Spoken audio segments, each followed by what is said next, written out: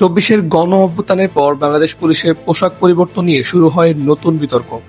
আন্দোলনকারীদের দাবি এবং অন্তর্বর্তী সরকারের সিদ্ধান্তে বাহিনীর নতুন ইউনিফর্ম চালু করা হলেও শুরু থেকেই এর রং ও নকশা নিয়ে ছিল সমালোচনা। সরকারের সিদ্ধান্ত মেনে পুলিশ সদস্যরা নতুন পোশাক পরা শুরু করলেও অল্প সময়ের মধ্যেই এর মান নিয়ে উঠেছে প্রশ্ন। ব্যবহারকারীরা অভিযোগ করেছেন পোশাকটি ঘাম শোষণে দুর্বল এবং দেশের আবহাওয়ার সাথে পুরোপুরি মানানসই নয়। বাংলাদেশ পুলিশ সার্ভিস অ্যাসোসিয়েশনের সাধারণ সম্পাদক মোহাম্মদ আনিসুজ্জামান বলেন, নতুন পোশাকটি অন্যান্য প্রতিষ্ঠানের ইউনিফর্মের সাথে মিল থাকায় এর স্বতন্ত্রতা হারিয়েছে, যা শুরু থেকেই তারা বিরোধিতা করে আসছেন।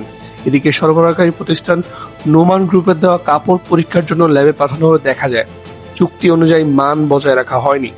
পুলিশ সদর দপ্তর জানিয়েছে, তদন্ত রিপোর্টের ভিত্তিতে আইনানুগ ব্যবস্থা নেওয়া হবে। নিরাপত্তা বিশ্লেষকরা বলছেন, শুধুমাত্র পোশাক পরিবর্তনে বাহিনীর ইমেজ বা মনোবল বাড়বে না।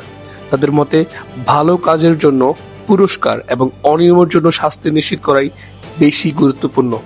একই সঙ্গে বাহিনীকে রাজনৈতিক প্রভাবমুক্ত রেখে জনগণের আস্থা অর্জনের জন্য জোর দিচ্ছেন বিশ্লেষকরা। ইমরুল কায়েস, সাভা নিউজ।